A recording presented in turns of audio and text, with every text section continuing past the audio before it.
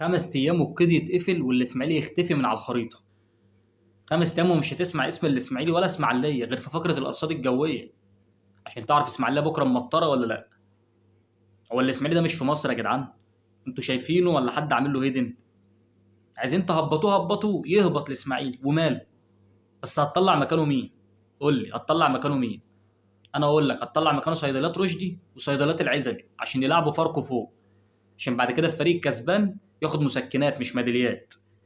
هداف الدوري بعد كده ياخد الاوميجا 3 الجائزه الكبرى، الا لو هداف جامد قوي بقى ياخد الاوميجا 3 بلس.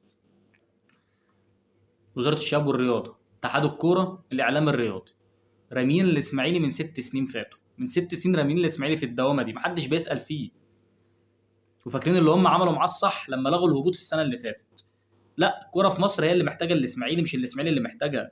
فكرني كده اخر مره مصر خدت فيها بطوله امتى؟